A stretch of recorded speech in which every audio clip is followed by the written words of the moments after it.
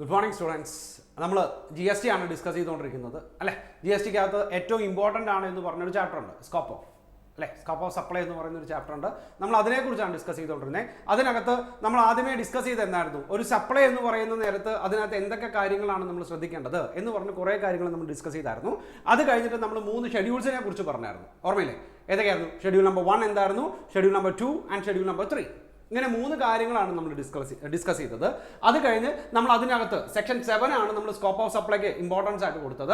അതിനകത്ത് as per section subsection 1 പ്രകാരം, okay, section 7 subsection 1 പ്രകാരം നമ്മൾ എന്തൊക്കെയാണ് ഈ പറയുന്ന സപ്ലൈ എന്ന് പറയുന്നതിനകത്ത് ഇൻക്ലൂഡ് ചെയ്തത് എന്ന് പറഞ്ഞു. അതിനകത്ത് നമ്മൾ ഡിസ്കസ് ചെയ്തത് ക്ലോസ് എ ആയിരുന്നു. That means section 7 subsection 1 close A എന്തൊക്കെയാണ് സപ്ലൈ അല്ലേ. അതായത് കൺസിഡറേഷൻ കൊടുത്ത് നമുക്ക് ഉണ്ടാവുന്ന ട്രാൻസാക്ഷൻസിനെയാണ് നമ്മൾ സപ്ലൈ എന്ന് പറഞ്ഞത്. ആ സപ്ലൈക്കകത്ത് എന്തൊക്കെ കാര്യങ്ങൾ വരും? സെയിൽ വരും, ട്രാൻസ്ഫർ വരും, എക്സ്ചേഞ്ച് വരും, ബാർട്ടർ വരും അല്ലേ, ലൈസൻസ് വരും, ലീസ് വരും, ഡിസ്പോസൽ വരും. ഇങ്ങനെ ഓരോ കാര്യങ്ങളെയാണ് നമ്മൾ സെപ്പറേറ്റ് ആയിട്ട് ഡിസ്കസ് ചെയ്തത്. ഓക്കെ, സോ ഞാൻ ആ സെക്ഷൻ പറയുന്നത്, ആ സെക്ഷൻ കുറച്ച് ഇമ്പോർട്ടൻ്റ് ആണ്, അത് മനസ്സിലിരിക്കട്ടെ, എന്നാലേ നമുക്ക് കാര്യങ്ങൾ മനസ്സിലാക്കാൻ പറ്റുള്ളൂ. സോ ആസ് പെർ സെക്ഷൻ 7 നമ്മൾ എന്തൊക്കെ കാര്യങ്ങളാണ്, അല്ലെങ്കിൽ ആസ് പെർ സെക്ഷൻ 7 എന്തൊക്കെയാണ് സപ്ലൈ എന്ന് പറയുന്നതിനകത്ത് ഇൻക്ലൂഡ് ചെയ്യുന്നത് എന്നുള്ള കാര്യങ്ങളാണ് നമ്മൾ പറഞ്ഞത് അല്ലേ. നമ്മൾ അതിനകത്ത് ഒരു ചെറിയൊരു ഹിൻറ്റും കൂടെ പറഞ്ഞായിരുന്നു. അതായത് കൺസിഡറേഷൻ നിർബന്ധമായിട്ടും വേണം. അങ്ങനെ കൺസിഡറേഷൻ ഉണ്ടെങ്കിൽ മാത്രമേ നമുക്കൊരു ട്രാൻസാക്ഷനെ സപ്ലൈ ആണെന്ന് പറയാൻ പറ്റുള്ളൂ. പക്ഷേ ആസ് പെർ ഷെഡ്യൂൾ നമ്പർ 1 ആണല്ലോ, ആസ് പെർ ഷെഡ്യൂൾ നമ്പർ 1 നമ്മളോട് കുറച്ച് ട്രാൻസാക്ഷൻസ് പറഞ്ഞിട്ടുണ്ട്. ആ ട്രാൻസാക്ഷൻസിനെ നമുക്ക് എന്തായിട്ട് ട്രീറ്റ് ചെയ്യേണ്ട കാര്യമില്ല. കൺസിഡറേഷൻ ഇല്ലെങ്കിൽ പോലും ആ ട്രാൻസാക്ഷൻസിനെ നമുക്ക് എന്തായിട്ട് തന്നെ ട്രീറ്റ് ചെയ്യാം, സപ്ലൈ ആയിട്ട് തന്നെ ട്രീറ്റ് ചെയ്യാം. ആണോ? ഇത്രയും കാര്യങ്ങളാണ് നമ്മൾ ഡിസ്കസ് ചെയ്തത്. ഓക്കെ, ആ വീഡിയോ റെഗുലറായിട്ട് കാണണം. കഴിഞ്ഞ വീഡിയോ കണ്ടിട്ടേ ഈ വീഡിയോ കാണാവൂ, എന്നാലേ അതിൻ്റെ കണ്ടിന്യൂവേഷൻ നിങ്ങൾക്ക് മനസ്സിലാവുള്ളൂ. സിറ്റുവേഷൻ മനസ്സിലായല്ലോ? സോ കഴിഞ്ഞ വീഡിയോയ്ക്കകത്ത് എന്തൊക്കെയാണ് സപ്ലൈ എന്നുള്ള കാര്യങ്ങളാണ് പറഞ്ഞത്. അവിടെ ഏറ്റവും പ്രധാനമായിട്ട് നമ്മളൊരു കാര്യം പറഞ്ഞായിരുന്നു, കൺസിഡറേഷൻ വേണം. ആണോ? ഒരു ട്രാൻസാക്ഷൻസിനകത്ത് കൺസിഡറേഷൻ ഉണ്ടെങ്കിൽ മാത്രമേ ഓക്കെ നമുക്ക് അതിനെ എന്തായിട്ട് ട്രീറ്റ് ചെയ്യാൻ പറ്റുള്ളൂ, സപ്ലൈ ആയിട്ട് നമുക്ക് ട്രീറ്റ് ചെയ്യാൻ പറ്റുള്ളൂ. സോ എന്താണ് കൺസിഡറേഷൻ, അല്ലെങ്കിൽ കൺസിഡറേഷനെ കുറിച്ച് പറയുന്ന നേരത്ത് നിങ്ങൾ എന്തൊക്കെ കാര്യങ്ങൾ ശ്രദ്ധിക്കണം? ദ ഫസ്റ്റ് വൺ ആദ്യമേ ഞാൻ പറയാം. ഈ പറഞ്ഞതുപോലെ ഷെഡ്യൂൾ നമ്പർ 1 കുറച്ച് ട്രാൻസാക്ഷൻസ് നമ്മളോട് പറഞ്ഞിട്ടുണ്ട്. ആ ട്രാൻസാക്ഷൻസിന്റെ അടിസ്ഥാനത്തിൽ പറയുന്ന ഏതൊക്കെയാണോ ട്രാൻസാക്ഷൻ, അല്ലെങ്കിൽ ആ ഷെഡ്യൂൾസിന്റെ അടിസ്ഥാനപ്പെടുത്തി പറയുന്ന ഏതൊക്കെയാണോ ട്രാൻസാക്ഷൻസ്, ആ ട്രാൻസാക്ഷൻസിനെ ഒന്നിനെയും നമുക്ക് കൺസിഡറേഷൻ ഇല്ലെങ്കിൽ പോലും ഈ പറഞ്ഞിരിക്കുന്ന സപ്ലൈ അല്ല എന്ന് പറയാൻ പറ്റില്ല. That means as per schedule number 1 consideration ഇല്ലെങ്കിൽ പോലും ആ ട്രാൻസാക്ഷൻസിനെ നമുക്ക് എന്താണെന്ന് പറയാം, സപ്ലൈ ആണെന്ന് പറയാം. ഓക്കെ, സോ നമ്മൾ ഈ വീഡിയോയ്ക്കകത്ത് ഡിസ്കസ് ചെയ്യാൻ പോകുന്നത് എന്താണ് കൺസിഡറേഷൻ, അല്ലെങ്കിൽ കൺസിഡറേഷനെ കുറിച്ച് പറയുന്ന നേരത്ത്, GSTക്കകത്ത് കൺസിഡറേഷനെ കുറിച്ച് പറയുന്ന നേരത്ത് നമ്മൾ എന്തൊക്കെ കാര്യങ്ങൾ ശ്രദ്ധിക്കണം നോക്കാം.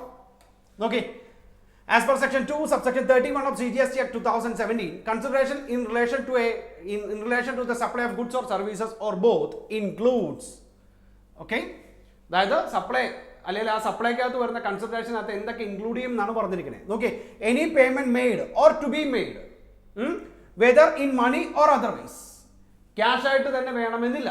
അതായത് payment made or to be made, നമ്മൾ പേയ്മെന്റ് നടത്താൻ പോവാണ്, അതെങ്ങനെ വേണമെന്നില്ല. Whether in money or otherwise, cash ആയിട്ടാവാം, അല്ലാതെയും ആവാം. ഇൻ റെസ്പെക്ട് ഓഫ്, എന്തിനു വേണ്ടിയിട്ടാ? In response to or for the inducement of, okay, അതായത് അതിന് വേണ്ടിയിട്ടാവാം, അല്ലെങ്കിൽ അതിന് ബദലായിട്ടാവാം, അല്ലെങ്കിൽ അതിന്റെ ഒരു പ്രേരണ എന്നുള്ള രീതിയിൽ, അല്ലെങ്കിൽ അത് ചെയ്യാനുള്ള ഒരു പ്രേരണ എന്നുള്ള രീതിയിൽ എന്താ പറഞ്ഞിരിക്കണേ? The supply of goods or services or both, എന്ത് ചെയ്യണം, അല്ലെങ്കിൽ എന്തിനു വേണ്ടിയിട്ടാ പേയ്മെന്റ് നടത്തണേ? The supply of goods or services both whether the recipient or by any other person but shall not include any subsidy given by the central government or the state government. അതായത് റെസിപ്പിയന്റോ അല്ലെങ്കിൽ റെസിപ്പിയന്റിന് വേണ്ടിയിട്ട് വേറൊരാളോ ഈ പറഞ്ഞിരിക്കുന്ന goods or services കൊടുക്കുന്ന നേരത്ത് തിരിച്ചു കിട്ടുന്ന പേയ്മെന്റിനെയാണ്, അല്ലെങ്കിൽ റെസിപ്പിയന്റ് കൊടുക്കുന്ന പേയ്മെന്റിനെയാണ്, അത് ക്യാഷ് ആയിട്ട് തന്നെ വേണമെന്നില്ല. മനസ്സിലായല്ലോ? അതിനെയാണ് നമ്മൾ എന്തായിട്ട് ട്രീറ്റ് ചെയ്യണേ? കൺസിഡറേഷൻ ആയിട്ട് ട്രീറ്റ് ചെയ്യണേ. ഇതേ സാധനം തന്നെയാണ് തൊട്ടടുത്തതിനകത്തും പറഞ്ഞിരിക്കണേ. നോക്കേ, the monetary value of any act or forbearance in respect of, in response to or for the inducement of the supply of goods or services or both, whether the recipient or by any other person, but shall not include any subsidy given by the central government or the state government. അതായത് നമ്മൾ ഏതെങ്കിലും ഒരു process ചെയ്യുന്ന നേരത്ത്, അല്ലെങ്കിൽ ഏതെങ്കിലും തരത്തിലുള്ള ഒരു സപ്ലൈ ചെയ്യുന്ന നേരത്ത് നമുക്ക് ഗവൺമെന്റ് നമുക്ക് സബ്സിഡി തരികയാണെന്ന് വിചാരിക്കുക. അങ്ങനെ കിട്ടുന്ന സബ്സിഡിനെ നമുക്ക് എന്തായിട്ട് ട്രീറ്റ് ചെയ്യാൻ പാടില്ല? കൺസിഡറേഷൻ ആയിട്ട് ട്രീറ്റ് ചെയ്യാൻ പാടില്ല. മനസ്സിലായല്ലോ? ദാറ്റ് മീൻസ് ഗവൺമെന്റിൽ നിന്ന് നിങ്ങൾക്ക് കിട്ടുന്ന സബ്സിഡിനെ നമുക്ക് ഒരിക്കലും എന്തായിട്ട് ട്രീറ്റ് ചെയ്യാൻ പാടില്ല, കൺസിഡറേഷൻ ആയിട്ട് ട്രീറ്റ് ചെയ്യാൻ പാടില്ല. ഓക്കെ, മനസ്സിലായല്ലോ? And okay, provided that a deposit given in respect of supply of goods or services or both shall be considered as the payment made for such supply unless the supplier applies such deposit as a consideration for the said supply. അതായത് ഞാനൊരു ഒരു supplier ആണ്. Okay, നിങ്ങൾ recipient ആണെന്ന് വിചാരിക്കുക. ഞാൻ നിങ്ങളിൽ നിന്നൊരു 1,00,000 രൂപ അഡ്വാൻസ് വാങ്ങിക്കുകയാണ് എന്തെങ്കിലും ഒരു കാര്യം സപ്ലൈ ചെയ്യാൻ വേണ്ടിയിട്ട്, ഏതെങ്കിലും തരത്തിലുള്ള ഒരു ഗുഡ്സ് സപ്ലൈ ചെയ്യാൻ വേണ്ടിയിട്ട് ഞാൻ നിങ്ങളിൽ നിന്ന് 1,00,000 രൂപ അഡ്വാൻസ് വാങ്ങിക്കുകയാണെന്ന് വിചാരിക്കുക. സപ്പോസ് ഇവിടെ ആ ഡെപ്പോസിറ്റിനെ അല്ലെങ്കിൽ ഞാൻ നിങ്ങളിൽ നിന്ന് വാങ്ങിച്ചു വെച്ചിരിക്കുന്ന അഡ്വാൻസിനെ കൺസിഡറേഷൻ ആയിട്ട് ട്രീറ്റ് ചെയ്യണമെങ്കിൽ ഞാൻ അത് എന്ത് ചെയ്യണം? നോക്കി, supplier applies such deposit as a consideration. അതായത് ഞാൻ നിങ്ങൾ തന്നിരിക്കുന്ന ഡെപ്പോസിറ്റിനെ എന്തായിട്ട് അപ്ലൈ ചെയ്യണം? ഈ പറഞ്ഞിരിക്കുന്ന സപ്ലൈയുടെ കൺസിഡറേഷൻ ആയിട്ട് അപ്ലൈ ചെയ്യണം. അങ്ങനെയാണെങ്കിൽ മാത്രമേ അതിനെ എന്തായിട്ട് ട്രീറ്റ് ചെയ്യാവൂ? കൺസിഡറേഷൻ ആയിട്ട് ട്രീറ്റ് ചെയ്യാവൂ. ഒരു എക്സാമ്പിൾ പറയുവാണെങ്കിൽ, ഇപ്പോൾ ഒരു വീട് വാടകയ്ക്ക് തരുന്നു. നിങ്ങളിൽ നിന്ന് ഞാൻ 3 മാസം റെന്റ് അഡ്വാൻസ് ആയിട്ട് വാങ്ങിച്ചു വെച്ചിരിക്കുന്നത്. ആ 3 മാസത്തെ അഡ്വാൻസ് എന്ന് പറയുന്നത് ഒരിക്കലും ഒരു കൺസിഡറേഷൻ അല്ല. മനസ്സിലായി? നിങ്ങൾ എല്ലാ മാസവും കൃത്യമായിട്ട് എന്ത് തന്നുകൊണ്ടിരിക്കുന്നുണ്ട്? റെന്റ് തന്നുകൊണ്ടിരിക്കുന്നുണ്ട്. ഓക്കെ, ഒരു 10 മാസം കഴിഞ്ഞ് 11ാമത്തെ മാസം നിങ്ങൾ എനിക്ക് റെന്റ് തന്നില്ല. അങ്ങനെ വരുന്ന സാഹചര്യങ്ങളിൽ ഓൾറെഡി ഞാൻ 3 മാസത്തെ ഡെപ്പോസിറ്റ് വാങ്ങിച്ചു വെച്ചിട്ടുണ്ട്. അതിനകത്ത് 1 മാസത്തെ ഡെപ്പോസിറ്റ് ഞാൻ ഇതിലോട്ട് യൂസ് ചെയ്യുന്നതെങ്കിൽ, അല്ലെങ്കിൽ നിങ്ങൾ തരാത്ത മാസത്തെ റെന്റ് ഞാൻ ഈ ഡെപ്പോസിറ്റിൽ നിന്ന് പിടിക്കുകയാണെങ്കിൽ, അങ്ങനെ അപ്ലൈ ചെയ്യുന്ന നേരത്ത് ആ ഡെപ്പോസിറ്റിനെ കൺസിഡറേഷൻ ആയിട്ട് ട്രീറ്റ് ചെയ്യും. മനസ്സിലായി? അതല്ലാത്ത വശം ഈ പറയുന്നത് പോലെ അതിനെ കൺസിഡറേഷൻ ആയിട്ട് ട്രീറ്റ് ചെയ്യാൻ പാടില്ല. ഓക്കെ, നോക്കാം. കുറച്ച് എക്സാമ്പിൾസ് പറഞ്ഞിട്ടുണ്ട്, ശ്രദ്ധിക്കണേ. അതായത് ഓരോ എക്സാമ്പിൾസിനകത്ത് നമുക്ക് ഓരോരോ കാര്യങ്ങളാണ് പുതിയതായി പഠിക്കണേ. സോ നിങ്ങളൊരു എപ്പോഴും പറയുന്നത് പോലെ ഒരു പേനയും പേപ്പറും എടുത്ത് കൈ വെക്കുക. ക്ലാസ് കേൾക്കുമ്പോൾ മനസ്സിലാവുന്ന കാര്യങ്ങൾ പോയിന്റ് വൈസ് ഒന്ന് എഴുതി വെച്ചാൽ വളരെ നന്നായിരിക്കും. Okay, okay. Donation or charity does not attract GST. അതായത് ഡൊണേഷനോ ചാരിറ്റിയോ കൊടുക്കുകയാണെങ്കിൽ അതിന് GST ബാധകമല്ല എന്നർത്ഥം. എക്സാമ്പിൾസ് നോക്കാം. Alia Travels Private Limited, a travel agent booking ticket for a customer, Mr. Z. The travel agent raises invoice on the customer, Mr. Z, for a transportation of a passenger by air, 10,000, and his commission of ₹500. മനസ്സിലായി? അതായത് 10,000 rupees ticket charge ആയിട്ടും ഇങ്ങേറെ commission ആയിട്ട് 500 രൂപ വാങ്ങിച്ചു എന്നാണ് പറയുന്നത്. The entire amount of 10,500 is not his consideration. ആ travel ഏജന്റിന്റെ consideration എന്ന് പറയുന്നത് ഏത് മാത്രമേ ഉള്ളൂ? 500 മാത്രമേ ഉള്ളൂ. മനസ്സിലായി? സോ ഏത് പർപ്പസിന് എന്താണോ നമ്മൾ സപ്ലൈ ചെയ്യുന്നത് അതിന്റെ പേയ്മെന്റിനെ മാത്രമേ നമ്മൾ കൺസിഡറേഷൻ ആയിട്ട് ട്രീറ്റ് ചെയ്യുള്ളൂ. കാരണം എന്താ? നിങ്ങളൊരു ട്രാവലിംഗ് ഏജന്റ് ആണെന്ന് വിചാരിച്ച് നിങ്ങൾ 10,500 രൂപ എൻ്റെ നിന്ന് വാങ്ങിച്ചു. ഇവിടെ 10,000 രൂപ എന്ന് പറയുന്നത് ടിക്കറ്റ് ചാർജാണ്. ആണോ? അത് ആർക്ക് കൊടുക്കാനുള്ളതാ? ഈ പറഞ്ഞിരിക്കുന്ന എയർലൈൻസിന് കൊടുക്കാനുള്ളതാ. സോ ഇവിടെ നിങ്ങളുടെ കമ്മീഷൻ എന്ന് പറയുന്നത് എത്ര മാത്രമേ ഉള്ളൂ? 500 മാത്രമേ ഉള്ളൂ. ദാറ്റ് മീൻസ് നിങ്ങൾ GST അടക്കേണ്ടത് എത്രയും മാത്രമേ ഉള്ളൂ? ഈ പറഞ്ഞിരിക്കുന്ന 500 രൂപയ്ക്ക് മാത്രമേ ഉള്ളൂ. Okay, next one. Unlimited, being an authorized dealer of TT brand, rendered services to the buyer of a car, but the payment is made to authorized dealer by the TT company. It is called, the consideration is given by the third person. Therefore, it is treated as a supply of services and liable to tax in the hands of Unlimited. മനസ്സിലായോ? അതായത് ഇവിടെ third person വേണ്ടിയിട്ടാണ് അല്ലേ? ആർക്കാ? നോക്കിയേ, Unlimited being authorized dealer of TT brand. Unlimited ആണ് TT ബ്രാൻഡിന്റെ authorised dealer. Rendered services to buyer of the car, but the payment made to the authorized dealer by the TT company. Okay, എന്താണ്? Payment made to authorised dealer by the TT company. ആരാ കൊടുക്കണേ? TT കമ്പനിയാണ് കൊടുക്കണേ. It is called the consideration given by the third person. അതായത് ആ buyer of കാറിനല്ല, അല്ലെങ്കിൽ buyer of car അല്ല അതിന്റെ പേയ്മെന്റ് കൊടുക്കുന്നത്, ഈ പറഞ്ഞിരിക്കുന്ന TT കമ്പനിയാണ് പേയ്മെന്റ് കൊടുക്കുന്നത്. അങ്ങനെയൊന്നുമില്ല, ആര് വേണമെങ്കിലും കൊടുക്കാം. മനസ്സിലായി? നമ്മൾ ചെയ്യുന്ന സർവീസിന് ആര് വേണമെങ്കിലും, നമ്മൾ നേരത്തെ പറഞ്ഞല്ലോ, റെസിപ്പിയന്റോ അല്ലെങ്കിൽ റെസിപ്പിയന്റിന് ബിഹാഫ് ആയിട്ടുള്ള വേറെ ആരെങ്കിലും. സിറ്റുവേഷൻ മനസ്സിലായി? ഒരു ഇതുമായിട്ട് റിലേറ്റ് ചെയ്തിരിക്കുന്ന ഒരു കുഞ്ഞ് എക്സാമ്പിളും കൂടെ പറയാം. ഓക്കെ, ദാറ്റ് മീൻസ് നിങ്ങളൊരു ബുള്ളറ്റ് എടുത്തു എന്ന് വിചാരിക്കുക. മനസ്സിലായി? നിങ്ങളൊരു ബുള്ളറ്റ് എടുത്തു, എന്നിട്ട് ബുള്ളറ്റിന്റെ ഫസ്റ്റ് സർവീസ് ഫ്രീ ആണ്. സോ ഞാൻ ബുള്ളറ്റിന്റെ സർവീസ് ചെയ്യുന്ന ഒരാളാണെന്ന് വിചാരിക്കുക. നിങ്ങളുടെ ബുള്ളറ്റുമായിട്ട് എൻ്റെ അടുത്തേക്ക് വരുന്നു, ഞാനത് ഫ്രീ ആയിട്ട് നിങ്ങൾക്ക് സർവീസ് ചെയ്ത് തിരിച്ചയക്കുന്നു. ദാറ്റ് മീൻസ് എൻ്റെ സർവീസ് കോസ്റ്റ് എന്ന് പറയുന്നത് തരുന്നത് നിങ്ങളല്ല, നിങ്ങൾ ബൈക്ക് വാങ്ങിക്കുന്ന ഏജൻസിയാണ്. സോ ഇങ്ങനെ വരുന്ന സാഹചര്യങ്ങളിൽ നോക്കേ, നിങ്ങൾക്ക് വേണ്ടി എനിക്ക് പേയ്മെന്റ് തരുന്ന ഒരു തേർഡ് പേഴ്സണാണ്, എന്നാൽ പോലും അതിനെ കൺസിഡറേഷൻ ആയിട്ട് റേറ്റ് ചെയ്യും. മനസ്സിലായോ? ആൻഡ് നോക്കേ, consideration includes non monetary consideration. Consideration എന്ന് പറയുന്നത് മോണിറ്ററി ടേംസ് തന്നെ ആവണമെന്നില്ല. നോൺ മോണിറ്ററി ആയാലും അതിനെ നമുക്ക് എന്തായിട്ട് തന്നെ ട്രീറ്റ് ചെയ്യാം, കൺസിഡറേഷൻ ആയിട്ട് തന്നെ ട്രീറ്റ് ചെയ്യാം. Okay, the aggregate payment of received in money and the monetary value of act or forbearance will constitute consideration. മനസ്സിലായോ? അതായത് ആ കിട്ടുന്നതിന്റെ മോണിറ്ററി വാല്യൂവിനെ നമുക്ക് എന്തായിട്ട് ട്രീറ്റ് ചെയ്യാം, കൺസിഡറേഷൻ ആയിട്ട് ട്രീറ്റ് ചെയ്യാം. നോക്കാം. A sports club agreed to hire services of a cricket player Mr. C for the consideration of 2 crore. 2 കോടി രൂപയ്ക്ക് അവനെ ലേലത്തിനെടുത്തു. ഇനി in addition to this, the agreement provides that the player shall be provided with a car valued at 20 lakhs. 2 കോടി രൂപ cash ആയിട്ടും കൊടുത്തു, 20 ലക്ഷം രൂപ കാറും കൊടുത്തു. സോ ഇങ്ങനെ വരുന്ന നേരത്ത് ടോട്ടൽ കൺസിഡറേഷൻ എന്ന് പറയുന്നത് എത്ര വരും? 2.20 crores വരും. മനസ്സിലായോ? And the next one, Mr. X sells office furniture to Mr. Y on the condition that donation of 10,000 is payable by Mr. Y to a trust. അതായത് എക്സ് വൈക്ക് ഫർണിച്ചർ കൊടുത്തു, എന്നിട്ട് വൈയോട് പറഞ്ഞത് on the condition that 10,000 is payable by Mr Y to a trust. വൈയുടെ അടുത്ത് 10,000 rupees ട്രസ്റ്റിന് pay ചെയ്യാൻ പറഞ്ഞു. ഇനി the amount of 10,000 paid by Mr Y by reason of a purchase of furniture, hence the 10,000 will be treated as a consideration for the sale of furniture. മനസ്സിലായോ? അതായത് ഒരു furniture വിറ്റു 10,000 രൂപയ്ക്ക്, എന്നിട്ട് നമ്മളോട് പറയുന്നത് എന്താ, നിങ്ങൾ ആ 10,000 രൂപ എനിക്ക് തരണ്ട, ആ 10,000 രൂപ നിങ്ങൾ എന്തിനു കൊടുത്താൽ മതി, ഒരു ട്രസ്റ്റിന് കൊടുത്താൽ മതി. ഇങ്ങനെ വരുന്ന സാഹചര്യത്തിൽ ഓക്കെ, ആ 10,000 രൂപ ട്രസ്റ്റിന് കൊടുക്കാനുള്ള കാരണം എന്താ, ഇങ്ങനെ ഫർണിച്ചർ സപ്ലൈ ചെയ്യുന്നത് കൊണ്ടാണ് അല്ലേ. സോ ഇങ്ങനെ വരുന്ന സാഹചര്യത്തിൽ ആ 10,000 നമുക്ക് എന്തായിട്ട് തന്നെ ട്രീറ്റ് ചെയ്യാം, കൺസിഡറേഷൻ ആയിട്ട് ട്രീറ്റ് ചെയ്യാം. And the next one, Dev Limited agreed to sell its business to RN Limited for a consideration of 50 lakhs. Dev Limited further agrees that it will not conduct the same or similar business for the period of 10 years for which RN Limited paid rupees 20 lakhs. അതായത് 50 ലക്ഷം രൂപയ്ക്ക് business കൊടുത്തു. ഇനി പറഞ്ഞിരിക്കുന്നത് അടുത്ത 10 വർഷത്തേക്ക് ഇതേ similar business നിങ്ങൾ തുടങ്ങാതിരിക്കാൻ വേണ്ടിയിട്ട് ഒരു 20 ലക്ഷം രൂപ കൂടെ കൊടുത്തു. സോ ഈ ട്രാൻസാക്ഷൻ എന്ന് പറയുന്നത് ടോട്ടൽ കൺസിഡറേഷൻ എത്ര വരും? 70 lakhs rupees വരും. മനസ്സിലായോ? And the next one, no consideration. Okay, Mr. A during long drive with his wife Bella violated traffic rules and was imposed a fine of ₹1,000. The amount received as a fine or penalty for violation of statutory provision will not be considered as consideration. ഓർത്തു വെക്കണേ, എന്തായിരുന്നു? The amount received as a fine or penalty for the violation of a statutory provision. അതായത് ഏതെങ്കിലും നിയമം തെറ്റിച്ചതിന് നിങ്ങൾ പെനാൽറ്റിയോ ഫൈനോ അടയ്ക്കുകയാണെങ്കിൽ അതിനെ നമുക്ക് എന്തായിട്ട് ട്രീറ്റ് ചെയ്യാൻ പാടില്ല, കൺസിഡറേഷൻ കൊടുത്തതായിട്ട് ട്രീറ്റ് ചെയ്യാൻ പാടില്ല. മനസ്സിലായോ? And the next one, the following generally not considered as consideration. അത് എക്സാമ്പിൾ ആയിട്ടാണ് തന്നിരിക്കണേ, ഓർത്തു വെക്കേണ്ടതാണ്. അതായത് ഈ പറഞ്ഞിരിക്കുന്നതിനെ നമ്മൾ കൺസിഡറേഷൻ ആയിട്ട് ട്രീറ്റ് ചെയ്യില്ല.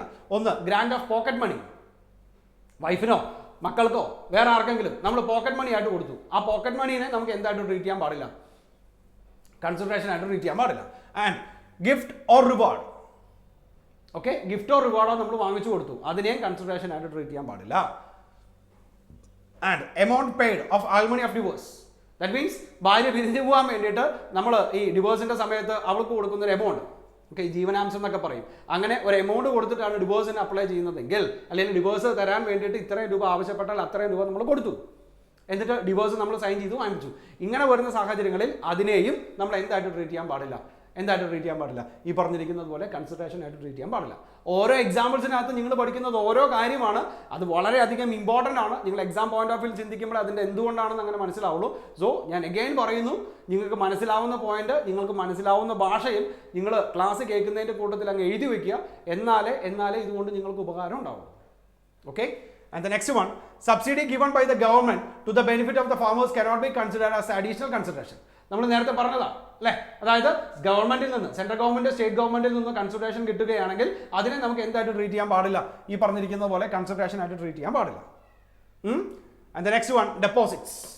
നമ്മൾ പറഞ്ഞ ഡെപ്പോസിറ്റ്സിന്റെ കേസ് നമ്മൾ പറഞ്ഞ എങ്ങനെയായിരുന്നു, ഈ റീഫണ്ട് ഡെപ്പോസിറ്റ് എന്നൊക്കെ പറയുന്നത് പോലെ അങ്ങനെ ഡെപ്പോസിറ്റ് ആയിട്ട് വാങ്ങിച്ചു വെച്ചാൽ അതിനെ നമുക്ക് GST ആയിട്ട് അല്ലെങ്കിൽ കൺസിഡറേഷൻ ആയിട്ട് നമുക്ക് ട്രീറ്റ് ചെയ്യാൻ പാടില്ല. ഏതുവരെ? ആ ഡെപ്പോസിറ്റ് യൂസ് ചെയ്യുന്നത് വരെ. Okay. And the next one, clarification by the CBSE. Okay, equipment and instrument sent to the manufacturer's factory for repairs and calibration within India on returnable basis. Is it supply? അതെങ്ങനെ supply ആവണേ? It is not supply. അതായത് അവിടെ എന്ത് സംഭവിക്കുന്നില്ല, ഒരു sale നടക്കുന്നില്ല അല്ലേ, നമ്മൾ അയക്കുന്ന സാധനം റിപ്പയർ ചെയ്യാൻ വേണ്ടിയിട്ടാണ് അയക്കുന്നത്, റിപ്പയർ ചെയ്ത് തിരിച്ചു വരുന്നു. It is sufficient to issue a challan for the movement of goods without supply. Okay, അത് അവിടെ നിൽക്കട്ടെ. ഇത് നമ്മളൊരു സാധനം അയക്കുന്നു, റിപ്പയറിങ്ങിന് വേണ്ടിയിട്ടാണ് അയക്കണേ, അത് തിരിച്ച് നമുക്ക് ഇങ്ങോട്ട് കിട്ടുന്നു, അതെങ്ങനെയാണ് സപ്ലൈ ആവണേ? സോ അതിനെ സപ്ലൈ ആയിട്ട് ട്രീറ്റ് ചെയ്യാൻ പാടില്ല. And X Limited supplies spare parts freely to replace during the warranty period. Is it supply and chargeable to GST? Okay, അതായത് ഈ പറഞ്ഞിരിക്കുന്നത് പോലെ വാറണ്ടി പീരീഡിനകത്ത് നമ്മൾ വാങ്ങിച്ച മെഷീൻ കേടായി, അത് റീപ്ലേസ് ചെയ്യാൻ വേണ്ടി തിരിച്ചയച്ചു. സോ അതിൻ്റെ ഏതൊക്കെയോ എക്യുപ്മെന്റ്സ് റീപ്ലേസ് ചെയ്ത് തിരിച്ചു വന്നു, അതെങ്ങനെ സപ്ലൈ ആവണേ? അത് സപ്ലൈ അല്ല, അത് നമ്മൾ റിപ്പയറിങ്ങിന് വേണ്ടി അയച്ചാണ്. വാറണ്ടി പീരീഡിനകത്ത് റിപ്പയറിങ്ങിന് വേണ്ടി അയച്ചാണ്, തിരിച്ച് ഇങ്ങോട്ട് വന്നു, അതിനെ നമുക്ക് സപ്ലൈ ആയിട്ട് ട്രീറ്റ് ചെയ്യാൻ പാടില്ല. And next one, penalty limit on late or delayed payment of loans or advances are taxable supply. Yes, these are taxable supply under the GST. Okay, ഓർത്തിരിക്കേണ്ടത് penalty levied on late or delayed payment of loans and advances are taxable supply. അതിനെ നമുക്ക് എന്തായിട്ട് treat ചെയ്യാം? Yes, this is our taxable supply under GST. മനസ്സിലായി? ഓരോ പോയിന്റും important ആണ്, എക്സാമിനകത്ത് ഏതാണ് ചോദിക്കണേന്ന് അറിയില്ല, അതുകൊണ്ടാണ് പറഞ്ഞത്. സ്റ്റാറ്റ്യൂട്ടറി പെനാൽറ്റിയും കാര്യങ്ങളും വരുവാണെങ്കിൽ അതിനെ സപ്ലൈ ആയിട്ട് ട്രീറ്റ് ചെയ്യാൻ പാടില്ല. പക്ഷേ ഇവിടെ ബാങ്ക് ആണ് നമുക്ക് എന്ത് തരണേ? ഒരു ലോൺസ് അഡ്വാൻസോ പ്രൊവൈഡ് ചെയ്യുന്നത്. മനസ്സിലായി? കൃത്യമായിട്ട് അടയ്ക്കാത്തത് കൊണ്ട് നമ്മൾ അഡീഷണൽ എമൗണ്ട് ആണ് അടയ്ക്കണേ. അങ്ങനെ വരുന്നതിനെ നമുക്ക് എന്തായിട്ട് ട്രീറ്റ് ചെയ്യേണ്ടി വരും? കൺസിഡറേഷൻ ആയിട്ട്. നമ്മുടെ ഉത്തരവാദിത്തമല്ല, അല്ലെങ്കിൽ GST പേ ചെയ്യേണ്ടത് നമ്മുടെ ഉത്തരവാദിത്തമല്ല. മനസ്സിലായി? അത് കളക്ട് ചെയ്യുന്ന ആരാ? ബാങ്കുകാരാ. ഓക്കെ, നോക്കി, സർവീസസ് ഇതിൽ നിന്ന് തന്നെ ഒരു കാര്യം കൂടെ നമുക്ക് പഠിക്കാനുണ്ട്. Services provide by the members of the joint venture to the joint venture and vice versa or between the members of the joint venture. Joint venture എന്താണെന്ന് അറിയാലോ. സോ ഈ members of joint ventures joint വെഞ്ചറിന് ഏതെങ്കിലും തരത്തിലുള്ള supply കൊടുക്കുകയാണെങ്കിലോ, അല്ലെങ്കിൽ ഏതെങ്കിലും തരത്തിലുള്ള service കൊടുക്കുകയാണെങ്കിലോ, അല്ലെങ്കിൽ ഈ പറഞ്ഞിരിക്കുന്ന ജോയിന്റ് വെഞ്ചേഴ്സ് തിരിച്ച് മെമ്പേഴ്സിന് ഏതെങ്കിലും തരത്തിലുള്ള സർവീസ് കൊടുക്കുകയാണെങ്കിലോ, അല്ലെങ്കിൽ ഈ മെമ്പേഴ്സ് തമ്മിൽ അങ്ങോട്ടും ഇങ്ങോട്ടും സർവീസ് കൊടുക്കുകയാണെങ്കിലോ ചെയ്താൽ എങ്ങനെയാണ് നമുക്ക് ടാക്സ് ട്രീറ്റ്മെന്റ് പറഞ്ഞത്? സിറ്റുവേഷൻ മനസ്സിലായല്ലോ. നമ്മൾ 5 പേര്, ഞാനും നിങ്ങൾ 4 പേരും, നമ്മൾ 5 പേരും കൂടെ ഒരു ജോയിന്റ് വെഞ്ചർ സ്റ്റാർട്ട് ചെയ്തു. ആ ജോയിന്റ് വെഞ്ചർ എന്ന് പറയുന്നത് ഒരു സെപ്പറേറ്റ് ആണ്. ഓക്കെ, നമ്മൾ ആ ജോയിന്റ് വെഞ്ചറിലോട്ട് ഏതെങ്കിലും തരത്തിലുള്ള സർവീസ് പ്രൊവൈഡ് ചെയ്തു, നമ്പർ 1. ആൻഡ് നമ്പർ 2, ആ ജോയിന്റ് വെഞ്ചർ തിരിച്ച് നമുക്ക് ഇങ്ങോട്ട് ഏതെങ്കിലും തരത്തിലുള്ള സർവീസാണ് ചെയ്യുന്നത്. Okay, and the third one, നമ്മൾ മെമ്പേഴ്സ് അങ്ങോട്ടും ഇങ്ങോട്ടുമാണ് സർവീസ് പ്രൊവൈഡ് ചെയ്യുന്നത്. സോ ഇങ്ങനെ വരുന്ന സാഹചര്യങ്ങളിൽ ഇത് GSTക്ക് ലൈബിൾ ആണോ, അല്ലെങ്കിൽ ഏതൊക്കെ സാഹചര്യത്തിൽ ഇതിനകത്ത് GSTക്ക് ലൈബിൾ ആവും എന്നാണ് നമുക്ക് നോക്കാം.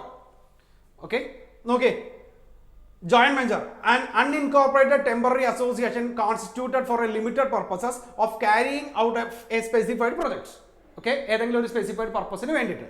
And the members of the joint venture are treated as a distinct person and therefore, അതായത് ഈ പറയുന്ന മെമ്പേഴ്സും ജോയിന്റ് വെഞ്ചേഴ്സും സെപ്പറേറ്റ് പേഴ്സൺസ് ആണ്, ലൈക്ക് എ കമ്പനി. അല്ലെ, കമ്പനി അങ്ങനെയല്ലേ? കമ്പനിയുടെ ഷെയർ ഹോൾഡേഴ്സും കമ്പനി സെപ്പറേറ്റ് പേഴ്സൺസ് ആണ്. അതേപോലെ തന്നെ ഈ പറയുന്ന ജോയിന്റ് വെഞ്ചേഴ്സും മെമ്പേഴ്സ് ഓഫ് ജോയിന്റ് വെഞ്ചേഴ്സും എന്ന് പറയുന്നത് ഡിസ്റ്റിങ് പേഴ്സൺസ് ആണ്. Therefore, the taxable services provided for the consideration by the joint ventures to its members or vice versa and between the members of the joint ventures are taxable. That means ഈ പറഞ്ഞിരിക്കുന്ന joint ventures taxable service അതിന്റെ ആർക്ക്? മെമ്പേഴ്സിന് കൊടുക്കുകയോ അല്ലെങ്കിൽ members അതിന്റെ taxable service തിരിച്ച് joint വെഞ്ചേഴ്സിന് കൊടുക്കുകയോ ചെയ്താൽ, service provide ചെയ്യുകയോ ചെയ്താൽ അത് ടാക്സബിൾ ആണ്. കാരണം എന്താ? ഇവിടെ മെമ്പേഴ്സും ജോയിന്റ് വെഞ്ചേഴ്സും ഡിസ്റ്റിങ്ക്റ്റ് പേഴ്സൺസ് ആണ്, ലൈക്ക് എ കമ്പനി. സോ നമ്മൾ ഏതെങ്കിലും തരത്തിലുള്ള സർവീസ് ആണ് ഈ പറയുന്ന ജോയിന്റ് വെഞ്ചർക്ക് കൊടുക്കുന്നതെങ്കിൽ അത് ടാക്സബിൾ സർവീസ് ആണ്. അതേപോലെ തന്നെ ജോയിന്റ് വെഞ്ചർ തിരിച്ച് മെമ്പേഴ്സിനാണ് സർവീസ് കൊടുക്കുന്നതെങ്കിൽ അതും ടാക്സബിൾ സർവീസ് ആണ്. ഇനി ഈ ജോയിന്റ് വെഞ്ചേഴ്സിനകത്തുള്ള മെമ്പേഴ്സ് അങ്ങോട്ടും ഇങ്ങോട്ടും ഏതെങ്കിലും തരത്തിലുള്ള ടാക്സബിൾ സർവീസ് അല്ലെങ്കിൽ സർവീസുകൾ പ്രൊവൈഡ് ചെയ്യുകയാണെങ്കിൽ അതിനെ നമുക്ക് എന്തായിട്ട് തന്നെ ട്രീറ്റ് ചെയ്യാം? ടാക്സബിൾ സർവീസ് ആയിട്ട് തന്നെ ട്രീറ്റ് ചെയ്യാം. എന്തുകൊണ്ടാണെന്നും കൂടെ നിങ്ങളൊന്ന് ആലോചിച്ചാൽ മതി. കാരണം അണ്ടർ ലോ, ഓക്കെ, ഇത് ഒരു ഡിസ്റ്റിങ് പേഴ്സൺ ആണ്. ജോയിന്റ് വെഞ്ചർ എന്ന് പറയുന്ന ഒരു ഡിസ്റ്റിങ് പേഴ്സൺ ആണ്. മനസ്സിലായി? കഴിഞ്ഞിട്ടില്ല. നോക്കി, ഇതാണ് ശ്രദ്ധിക്കേണ്ടത്. If cash calls are merely a transaction in money, they are excluded from the definition of services and not taxable. അതായത് ക്യാപിറ്റൽ ആണ് കോൺട്രിബ്യൂട്ട് ചെയ്യുന്നതെങ്കിൽ അതിനെ നിങ്ങൾ എന്തായിട്ട് ട്രീറ്റ് ചെയ്യേണ്ട? സർവീസ് ആയിട്ട് ട്രീറ്റ് ചെയ്യേണ്ട കാര്യമില്ല. മനസ്സിലായി? അതായത് ജോയിന്റ് വെഞ്ചർ തുടങ്ങാൻ വേണ്ടി നമ്മൾ ഒരു ക്യാപിറ്റൽ ആണ് കോൺട്രിബ്യൂട്ട് ചെയ്യണമെന്ന് എന്ന് വിചാരിക്കുക. അങ്ങനെ വരുന്ന സാഹചര്യത്തിൽ അതിനെ നമുക്ക് എന്തായിട്ട് ട്രീറ്റ് ചെയ്യേണ്ട കാര്യമില്ല? ഈ സർവീസ് ആയിട്ട് ട്രീറ്റ് ചെയ്യേണ്ട കാര്യമില്ല. ഇനി if cash calls are not merely a transaction in money, they are included in the definition of service and hence is taxable. അതായത് അതെങ്ങനെയല്ല? ക്യാഷ് ആയിട്ടല്ല, നോട്ട് മിയർലി ഇൻ ക്യാഷ്. അങ്ങനെ വരുന്ന സാഹചര്യത്തിൽ അതിനെ സർവീസ് ആയിട്ട് ട്രീറ്റ് ചെയ്യാം. ഓക്കെ, ആ 2 എക്സാമ്പിൾസും കൂടെ പറയുമ്പോൾ നിങ്ങൾക്ക് മനസ്സിലാവും. Okay, there are 4 members in the joint venture including the operating member and each one contributed ₹100 as a part of their share. മനസ്സിലായി? 100 രൂപ വെച്ചിട്ട് അവർ എന്ത് ചെയ്തു? കോൺട്രിബ്യൂട്ട് ചെയ്തു. A total amount of 400 is collected. The operating members purchase a machinery of ₹400 for the joint venture to be used in oil production. അതായത് 4 പേരായിരുന്നു, 4 പേര് 100 രൂപ വെച്ച് കോൺട്രിബ്യൂട്ട് ചെയ്തു, 400 രൂപയായി. ഈ 400 രൂപ ഇപ്പോൾ ആരുടെയാ? ജോയിന്റ് വെഞ്ചറിൻ്റെയാണ് അല്ലെ, അല്ലെങ്കിൽ ആ പറഞ്ഞിരിക്കുന്ന ഫേമിൻ്റെയാണ്. എന്നിട്ട് എന്ത് ചെയ്തു? ഈ ഓപ്പറേറ്റിംഗ് മെമ്പേഴ്സ് ആ 400 രൂപ കൊണ്ട് മിഷനറി പർച്ചേസ് ചെയ്തു. ഇനി നോക്കിയേ, in the given case the money paid for the purchase of machinery is merely in the nature of capital contribution അല്ലേ? നമ്മുടെ ക്യാപിറ്റൽ കോൺട്രിബ്യൂഷൻ ആയിട്ടാണ് 100 രൂപ കൊടുക്കണേ ആണല്ലോ. ആയതുകൊണ്ട് and therefore a transaction in money it will not be the subject matter of GST. അതായത് നമ്മൾ കൊടുത്തിരിക്കുന്ന 100 രൂപ എന്ന് പറയുന്നത് എന്തായിട്ടാ? ക്യാപിറ്റൽ കോൺട്രിബ്യൂഷൻ ഇൻ മണി ആയിട്ടാ. ആ 100 രൂപ എടുത്ത് 400 രൂപയായി. ആ 400 രൂപയ്ക്കാണ് എന്ത് വാങ്ങിക്കണേ? മിഷനറി വാങ്ങിക്കണേ. ഓക്കെ, സോ അവിടെ ക്യാപിറ്റൽ കോൺട്രിബ്യൂഷൻ ഇൻ മണി ആണ്. ആരാ? Members to joint ventures. അങ്ങനെ വരുന്ന നേരത്ത് അതിനെ എന്തായിട്ട് ട്രീറ്റ് ചെയ്യേണ്ട കാര്യമില്ല. GSTക്ക് ലെവിബിൾ ആണ് എന്ന് പറഞ്ഞ് ട്രീറ്റ് ചെയ്യേണ്ട കാര്യമില്ല. സോറി, ഒരു എക്സാമ്പിൾ കൂടെ നോക്കി. There are 4 members in joint venture including the operating members and each one contributed ₹100 as part of their share. The total of 400 is collected. The operating member thereafter use its own money and performs exploration and production activities on behalf of the joint venture. Okay, the operating members thereafter uses its own machine. Money അല്ല, on mission. അവരവരുടെ സ്വന്തം mission ആണ് use ചെയ്യണത്. അതായത് ആദ്യത്തേനകത്ത് പറഞ്ഞത് 400 രൂപ കൊണ്ട് അവർ missionary വാങ്ങിച്ചു, എന്നിട്ട് ആ മിഷനറിയാണ് ജോയിന്റ് വെഞ്ചേഴ്സിന് വേണ്ടി യൂസ് ചെയ്യണത്, ആ ഫേമിന് വേണ്ടി യൂസ് ചെയ്യണത്. ഇവിടെ പറഞ്ഞ അങ്ങനെയല്ല. അതായത് 400 രൂപ കളക്ട് ചെയ്ത് ക്യാപിറ്റലായിട്ട് എടുത്തു വെച്ചു, പക്ഷേ അവരുടെ മിഷനറിയാണ് ഏതിനു വേണ്ടി യൂസ് ചെയ്യണേ? ഈ പറയുന്ന പ്രൊഡക്ഷന് വേണ്ടി യൂസ് ചെയ്യണേ. നോക്കാം. The operating member uses its own machinery and is therefore providing service within the scope of supply of CGST Act 2017. അതായത് നോൺ മോണിറ്ററി ആണ് അല്ലേ? അങ്ങനെയാണെങ്കിൽ അതിനെ എന്തായിട്ട് ട്രീറ്റ് ചെയ്യാം? ഈ പറയുന്ന ടാക്സബിൾ സർവീസ് ആയിട്ട് ട്രീറ്റ് ചെയ്യാം. This is because in the scenario the operating member is recovering the cost of appropriated towards machinery and service from the joint ventures members in their participating interest ratio. Thereafter it will attract GST in the hands of operating members. മനസ്സിലായല്ലോ? ആദ്യത്തേനകത്ത് എന്തായിരുന്നു പറഞ്ഞേ? 4 പേര് 100 രൂപ വെച്ച് 400 രൂപ contribute ചെയ്തു. ആ 400 രൂപ കൊണ്ട് മിഷനറി വാങ്ങിച്ച് ഈ പറയുന്ന ഫേമിന് വേണ്ടി യൂസ് ചെയ്തു. രണ്ടാമത്തെ പറയുന്നത് അങ്ങനെയല്ല. 4 പേര് 100 രൂപ വെച്ച് 400 രൂപ കോൺട്രിബ്യൂട്ട് ചെയ്തു, എന്നിട്ട് ഈ 400 രൂപ എന്താ ചെയ്യണേ? ഈ പറയുന്ന ജോയിന്റ് വെഞ്ചേഴ്സിനകത്തുള്ള മെമ്പേഴ്സ് അവരുടെ കൈവശമുള്ള സ്വന്തം മിഷനറി യൂസ് ചെയ്തു. ഓക്കെ, എന്നിട്ട് അതിനെ ഈ പറയുന്ന റെന്റോ അല്ലെങ്കിൽ വേറെ ഏതെങ്കിലും തരത്തിലുള്ള പേയ്മെന്റ് വാങ്ങിച്ചു. അങ്ങനെ വരുന്ന നേരത്ത് ഇത് ടാക്സബിൾ ആണ്, അല്ലെങ്കിൽ ഈ പ്രൊവൈഡ് ചെയ്തിരിക്കുന്ന ടാക്സബിൾ സർവീസാണ്. മനസ്സിലായി? അത് ആലോചിക്കുമ്പോൾ തന്നെ അറിയാം അല്ലെ? ആദ്യത്തേത് മിഷനറി വാങ്ങിച്ചത് ജോയിന്റ് വെഞ്ചറിന്റെ പേരില്ല, അത് യൂസ് ചെയ്യുന്നതുകൊണ്ട് ഒരു കുഴപ്പമില്ല. ഇവിടെ അങ്ങനെയല്ല. മെമ്പേഴ്സിന്റെ കയ്യിലുള്ള എക്യുപ്മെന്റ്സ് വെച്ചിട്ടാണ് പ്രൊഡക്ഷൻ നടത്തുന്നത്. അതിന് അവർ ചാർജ് ചെയ്യുന്നുണ്ട്. അങ്ങനെ വരുന്ന സാഹചര്യത്തിൽ അതിനെ സർവീസ് ആയിട്ട് ട്രീറ്റ് ചെയ്യാം, ടാക്സബിൾ സർവീസ് ആയിട്ട് ട്രീറ്റ് ചെയ്യാം. കൺക്ലൂഷൻ ആയിട്ട് അവർ കൊടുത്തിട്ടുണ്ട്. Any transaction involving supply of goods or services or both without consideration is not a supply. അതായത് കൺസിഡറേഷൻ ഇല്ലെങ്കിൽ അതിനെ സപ്ലൈ ആയിട്ട് ട്രീറ്റ് ചെയ്യാൻ പാടില്ല. പക്ഷെ ഒരു കാര്യം ഓർക്കണം, സെക്ഷൻ 7-നകത്ത് നമ്മളൊരു കാര്യം പറഞ്ഞായിരുന്നു. ഷെഡ്യൂൾ 1-നകത്ത് ഏതൊക്കെ ട്രാൻസാക്ഷൻസ് ആണോ പറയുന്നത്, ആ ട്രാൻസാക്ഷൻസ് കൺസിഡറേഷൻ ഇല്ലെങ്കിൽ പോലും അതിനെ എന്തായിട്ട് ട്രീറ്റ് ചെയ്യാം? സപ്ലൈ ആയിട്ട് ട്രീറ്റ് ചെയ്യാം. അതിവിടെ കൂടെ പറഞ്ഞിട്ടുണ്ട്. Unless it is deemed to be supply under the GST law. മനസ്സിലായി? അതായത് ഷെഡ്യൂൾ 1 നമ്മൾ അടുത്ത വീഡിയോ എടുക്കാൻ പോകുന്ന ഷെഡ്യൂൾ 1 പ്രകാരം ഏതൊക്കെയാണെന്നാണ്. സോ ഇപ്പൊ താൽക്കാലികമായിട്ട് നിങ്ങൾ ഇങ്ങനെ മാത്രം ആലോചിക്കുക. ഷെഡ്യൂൾ 1 പ്രകാരം നമ്മളോട് ഏതൊക്കെയോ ട്രാൻസാക്ഷൻസ് പറഞ്ഞിട്ടുണ്ട്. ആ ട്രാൻസാക്ഷൻ ഒഴികെ ബാക്കി ഒരു ട്രാൻസാക്ഷനെയും സപ്ലൈ ആയിട്ട് ട്രീറ്റ് ചെയ്യാൻ പാടില്ല. എങ്ങനെയാണെങ്കിൽ ഈ പറയുന്ന കൺസിഡറേഷൻ ഇല്ലെങ്കിൽ. മനസ്സിലായി കാണുമെന്ന് വിചാരിക്കുന്നു. സോ ഇത്രയും കാര്യങ്ങളാണ് നമ്മൾ കൺസിഡറേഷനുമായിട്ട് റിലേറ്റ് ചെയ്ത് പറയുന്നത്. നമ്മളിപ്പോൾ പറയുന്നതെല്ലാം ഏതായിരുന്നു? സെക്ഷൻ 7 സബ്സെക്ഷൻ 1 ക്ലോസ് എ ആണ് പറഞ്ഞത്. എന്തൊക്കെയാണ് സെയിൽ? ഓക്കെ അല്ലെ? അവിടെ 2 കാര്യങ്ങളാണ് പറഞ്ഞത്. Sale, barter, transfer, exchange, licence, royalty, lease, disposal, ഇങ്ങനെ വരുന്ന സാധനങ്ങളെല്ലാം വിത്ത് കൺസിഡറേഷൻ ആണെങ്കിൽ അതിനെ സപ്ലൈ ആയിട്ട് ട്രീറ്റ് ചെയ്യാം. സോ ആദ്യത്തെ വീഡിയോയിൽ അതെല്ലാം എന്താണെന്ന് നമ്മൾ ഡിസ്കസ് ചെയ്തു. ഈ വീഡിയോയിൽ അതിന്റെ കൺസിഡറേഷൻ എന്താവണം എന്ന് നമ്മൾ ഡിസ്കസ് ചെയ്തു. ഓക്കെ, സോ ഇത്രയും കാര്യങ്ങളാണ് സബ്സെക്ഷൻ അല്ലെങ്കിൽ ക്ലോസ് എ പ്രകാരം പറയുന്നത്. ഇനി അതിൽ തന്നെ ആ ടേബിളിൽ തന്നെ ക്ലോസ് ബി എന്ന് പറഞ്ഞൊരു സാധനം കൂടെ കിടപ്പുണ്ടായിരുന്നു. എന്തായിരുന്നു? Import of services. ഓർമ്മയില്ലേ? അതായത് ഇമ്പോർട്ട് ഓഫ് സർവീസസ് ആണെങ്കിൽ അവിടെ ഒരു കാര്യം കൂടെ നമ്മൾ പറഞ്ഞായിരുന്നു. അവിടെ നോർമൽ കേസിനകത്ത് എല്ലാം in the course or furtherance of business ആയിരിക്കണം, അങ്ങനെയല്ലേ പറഞ്ഞേ? പക്ഷെ ഇമ്പോർട്ട് ഓഫ് സർവീസ് ആണെങ്കിൽ അങ്ങനെ in the course or furtherance of business ആവണമെന്നില്ല. ഓക്കെ, നമ്മൾ കഴിഞ്ഞ ക്ലാസ്സിൽ പറഞ്ഞതാ.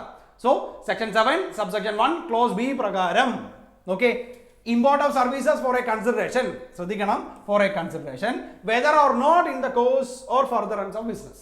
അവിടെ ആ ട്രാൻസാക്ഷൻ നടക്കുന്നത് in the course or furtherance of ബിസിനസിന് വേണ്ടി ആയിരിക്കണം എന്ന് യാതൊരു നിർബന്ധവുമില്ല. മനസ്സിലായി? ശ്രദ്ധിക്കേണ്ടത് ഇമ്പോർട്ട് ഓഫ് സർവീസുകൾ മാത്രമാണ്, ഇമ്പോർട്ട് ഓഫ് ഗുഡ്സ് അല്ല. നോക്കാം. It is applicable only for service and not for goods. Import of service, ഇന്ത്യക്ക് പുറത്ത് നിന്ന് നമ്മൾ സർവീസ് വാങ്ങിക്കണം, ഗുഡ്സ് അല്ല. And it should be imported of service where the supplier of services is located outside India. അതായത് നമുക്ക് ഈ service തരുന്ന ആൾ ഔട്ട്സൈഡ് ഇന്ത്യക്കകത്തായിരിക്കണം.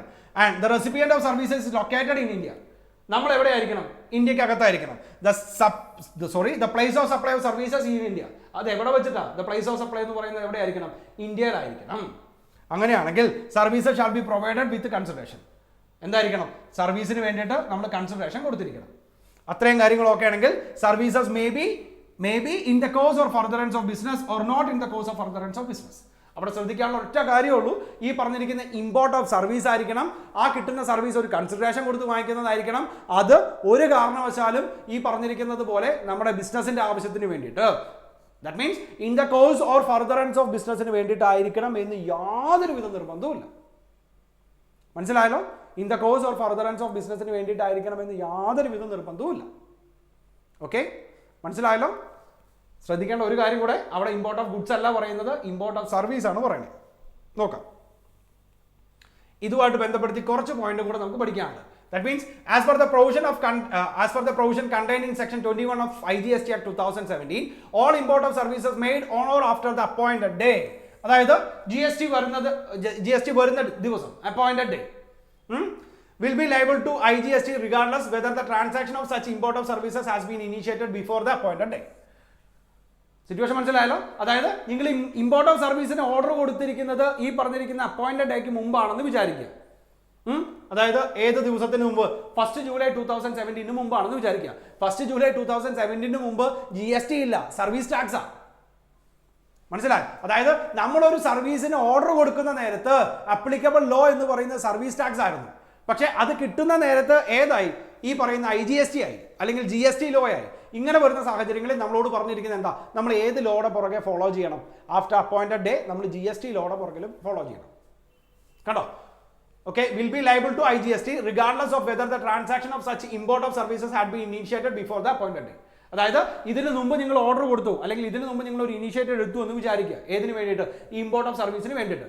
അങ്ങനെ ഇനീഷ്യേറ്റീവ് എടുക്കുന്ന സമയത്തോ ഓർഡർ ചെയ്യുന്ന സമയത്തോ നിലവിലുള്ള ആക്ട് എന്ന് പറയുന്നത് സർവീസ് ടാക്സ് ആണ്, അല്ലാതെ GST അല്ല. പക്ഷേ ഇത് കിട്ടുന്ന നേരത്ത് സർവീസ് ടാക്സ് ക്യാൻസൽ ആയി, പകരം GST വന്നു. അങ്ങനെ വരുന്ന നേരത്ത് ഇത് GST പ്രകാരം ടാക്സ് അടക്കാൻ ലയബിൾ ആണ്. Okay, and point number 2, if the tax on such import of service has been paid in full under the existing law, no tax shall be payable in such import under the IGST Act. ഈ പറഞ്ഞതുപോലെ appointment ഡേക്ക് മുമ്പായിട്ട് നമുക്ക് service tax ആയിരുന്നു, നമ്മൾ full പേയ്മെന്റും കൊടുത്തു, ആ full payment പ്രകാരമുള്ള service ടാക്സും കൊടുത്തു. പക്ഷേ ആഫ്റ്റർ അപ്പോയിന്റഡ് ഡേ ആണ് നമുക്ക് ഈ പറയുന്ന സർവീസ് കിട്ടണേ എന്ന് വിചാരിക്കുക. അതിന് വീണ്ടും നിങ്ങൾ ടാക്സ് കൊടുക്കേണ്ട കാര്യമില്ല. കാരണം എക്സിസ്റ്റിംഗ് ലോ പ്രകാരം നിങ്ങൾ ഓൾറെഡി ടാക്സ് കൊടുത്തിട്ടുണ്ടെങ്കിൽ പിന്നീട് വീണ്ടും ടാക്സ് കൊടുക്കേണ്ട ആവശ്യമില്ല. And the third one, in case the tax of such import of services had been paid in part under the existing law, the balance amount of tax shall be payable on such import under the IGST. മനസ്സിലായോ? ഇപ്പോൾ suppose 5 ലക്ഷം രൂപയായിരുന്നു, നമ്മൾ 2 ലക്ഷം രൂപ already കൊടുത്തു. Appointed ഡേക്ക് മുമ്പ് 2 ലക്ഷം രൂപ already കൊടുത്തു, അതിന് സർവീസ് ടാക്സും കൊടുത്തു. അങ്ങനെയാണെങ്കിൽ ബാക്കി 3 ലക്ഷം രൂപ ഇപ്പോൾ കൊടുക്കണം. അത് ഏത് ആക്ട് പ്രകാരം കൊടുക്കണം? IGST ആക്ട് പ്രകാരം കൊടുക്കണം. ഓക്കെ, അതിന്റെ എക്സാമ്പിൾസ് ആണ് പറയണേ. Okay, suppose A supply of services ₹1 crore initiated prior to the introduction of GST, the payment of 20 lakhs has been already been paid to the supplier and the service tax has also been paid on the same. 1 കോടി രൂപയാണ്, 20 ലക്ഷം രൂപ already കൊടുത്തു, അതിന് service ടാക്സും കൊടുത്തു. അങ്ങനെ വരുന്ന സാഹചര്യത്തിൽ then IGST shall have to be paid on the balance 80 lakhs. അങ്ങനെയാണെങ്കിൽ ബാക്കി 80 ലക്ഷത്തിന് നിങ്ങൾ എന്ത് കൊടുത്താൽ മതി? IGST കൊടുത്താൽ മതി. അടുത്തത്, online information and databases access or retrieval service were import of free services from Google and Facebook by Mr. Gopal located in India without any consideration. Is it subject to GST? നോക്കണ്ടോ? Without any consideration. നമ്മൾ പറഞ്ഞ എന്താ? Import of service ആയിരിക്കണം, ആ സർവീസിന് നമ്മൾ consideration കൊടുക്കണം, അല്ലേ? Sorry, that are not considered as supply and hence not attract GST. ഇവിടെ ഇമ്പോർട്ട് ഓഫ് സർവീസ് ആണ്, അതിന് കൺസിഡറേഷൻ കൊടുക്കുന്നില്ല, നമുക്ക് ഏത് കൊടുക്കേണ്ട കാര്യമില്ല, GST കൊടുക്കേണ്ട കാര്യമില്ല. And the third one, import of song for a consideration for a personal use by Mr. Sen, is it supply or services? Supply ആണ്. കാരണം എന്താ? പേഴ്സണൽ യൂസ് ആണ്. കണ്ടോ, പേഴ്സണൽ യൂസ് ആണ്. ഇമ്പോർട്ട് ഓഫ് സപ്ലൈ അല്ലെങ്കിൽ import of service അത് personal use ആണെങ്കിലും കുഴപ്പമില്ല. കാരണം അവിടെ in the course or furtherance of business ആവണമെന്ന് യാതൊരു വിധ നിർബന്ധവുമില്ല, അല്ലെ? സോ ഇവിടെ പേഴ്സണൽ യൂസ് ആണ്. പേഴ്സണൽ യൂസ് ആണെങ്കിലും ഇമ്പോർട്ട് ഓഫ് സർവീസ് ആണെങ്കിൽ ടാക്സബിൾ ആണ്. And the next one, section 35, example number 35. Mr. C, Chennai paid fees for online coaching obtained from a teacher located in USA for a coaching of accountancy course for his son. Is it supply? If so, he is liable for the GST. അതെ, അത് supply ആണ്, അല്ലെ? Import of service ആണ്, coaching ആണ്, import of service ആണ്, supply ആണ്, tax. And the next one, Micro Apparels in Chennai, Tamil Nadu avails fashion designing services for rupees 50 lakhs from Prabhu Designing in Singapore. Is it supply? അല്ലേ? അതായത് designing ആണ്, service ആണ്. Designing ആണെങ്കിൽ service ആയിരിക്കുമല്ലോ. Designing ആണ്, service ആണ്. സിംഗപ്പൂരിൽ നിന്നാണ് പറഞ്ഞത്, ചെന്നൈയിലോട്ടാണ് പറഞ്ഞത്. സോ ടാക്സബിൾ ആണ്, GST പ്രകാരം ടാക്സബിൾ ആണ്. അടുത്തത്, import of some services by an Indian branch from their parent company in the course or furtherance of business without consideration. Is it taxable under the GST? അതായത് നമുക്ക് ഈ 37 അവിടെ നിൽക്കട്ടെ. 37 എന്ന് പറയുന്നത് ഷെഡ്യൂൾ 1 പ്രകാരം വരുന്നതാണ്. ദാറ്റ് മീൻസ് ഈ പറഞ്ഞിരിക്കുന്നത് പോലെ വിത്തൗട്ട് കൺസിഡറേഷൻ ആണെങ്കിൽ വരുന്നതാണ്. അതായത് yes, it is A taxable supply in India, hence IGST will be living. അതായത് ഇമ്പോർട്ട് ആണ്, ഏതല്ല, വിത്തൗട്ട് കൺസിഡറേഷൻ ആണ്. വിത്തൗട്ട് കൺസിഡറേഷൻ ആണെങ്കിൽ ഇമ്പോർട്ട് ആണെങ്കിൽ നമ്മൾ എന്താണെന്നാണ് പഠിച്ചത്, എന്തല്ല എന്നാണ് പഠിച്ചത്, GST പ്രകാരം അല്ല എന്നാണ് പഠിച്ചത്. പക്ഷേ അത് കണ്ടോ, okay, not import of services by a taxable person from a dealer, from a related person or from any of his other establishment outside India in the course or furtherance of business will be subject to GST even if made without consideration. ഏത് പ്രകാരം? As per schedule 1 പ്രകാരം. അതായത് schedule 1 എന്തായിരുന്നു? നമ്മൾ repeat ചെയ്ത് പറഞ്ഞുകൊണ്ടിരിക്കുന്നുണ്ട്. Schedule 1 എന്തായിരുന്നു? Without consideration ആണെങ്കിൽ പോലും അതിന് GST കൊടുക്കേണ്ടി വരും, അല്ലെ? അങ്ങനെയുള്ള ട്രാൻസാക്ഷൻസിനെയാണ് നമ്മൾ ഷെഡ്യൂൾ 1 പ്രകാരം പറഞ്ഞത്. സോ നന്നായി, ഇപ്പോൾ പറഞ്ഞിരിക്കുന്നത് ഷെഡ്യൂൾ 1 പ്രകാരമുള്ള ട്രാൻസാക്ഷൻ ആണ്. അതായത് നമ്മുടെ റിലേറ്റീവ്സിൽ നിന്നോ നമ്മുടെ തന്നെ സ്വന്തം എസ്റ്റാബ്ലിഷ്മെന്റിൽ നിന്നോ ഇമ്പോർട്ട് ഓഫ് സർവീസുകളാണ് നമ്മൾ ചെയ്യുന്നത്. ഏതിന് വേണ്ടിയിട്ട്? In the course or furtherance of ബിസിനസിന്റെ ആവശ്യത്തിന് വേണ്ടിയിട്ട്, വിത്തൗട്ട് എനി കൺസിഡറേഷൻ. അങ്ങനെയാണെങ്കിൽ പോലും അതിന് GST കൊടുക്കേണ്ടി വരും.